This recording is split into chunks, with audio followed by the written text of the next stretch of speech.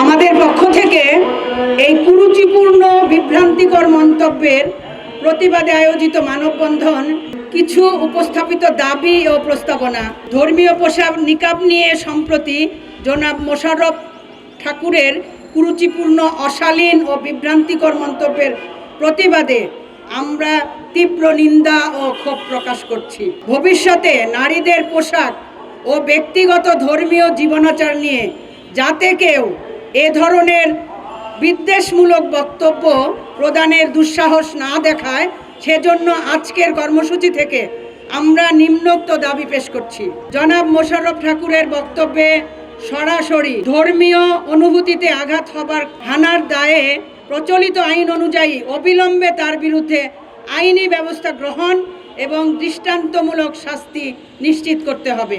2 নম্বর, বাংলাদেশের সংবিধান অনুযায়ী প্রত্যেক নাগরিকের নিজ নিজ পছন্দ মতো ধর্মীয় পোশাক, নিকাব বা হিজাব পরিধান করার পূর্ণ অধিকার রয়েছে।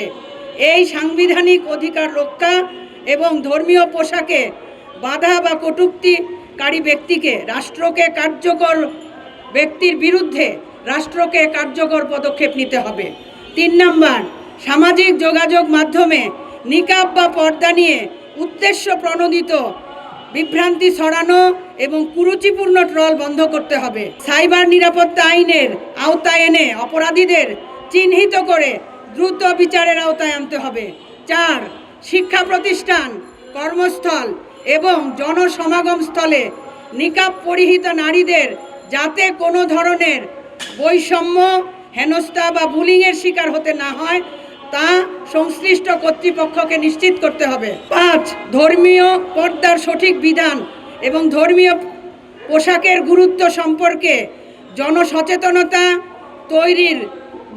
তৈরিতে গণমাধ্যম ও ধর্মীয় নেতৃবৃন্দকে দায়িত্বশীল ভূমিকা পালনের আহ্বান জানাচ্ছি। জনাব মোশাররফ হোসেন ঠাকুরকে কুরুচিপূর্ণ ও বিদ্বেষমূলক মন্তব্যের জন্য জনসমক্ষে নিঃশর্ত ক্ষমা চাইতে হবে এবং অচিরেই তার বক্তব্য প্রত্যাহার করতে হবে। 7, আমরা একটি সুস্থ, সহনশীল ও বৈষম্যহীন সমাজ গড়তে চাই, যেখানে প্রতিটি মানুষের ধর্মীয় ও ব্যক্তিগত স্বাধীনতা থাকবে সুরক্ষিত। তাই আমরা সকলকে অন্যের বিশ্বাসের প্রতি শ্রদ্ধাশীল থাকা এবং যে কোনো ধরনের বিদ্বেষমূলক বক্তব্য প্রদান থেকে বিরত থাকার উদাত্ত আহ্বান জানাচ্ছি।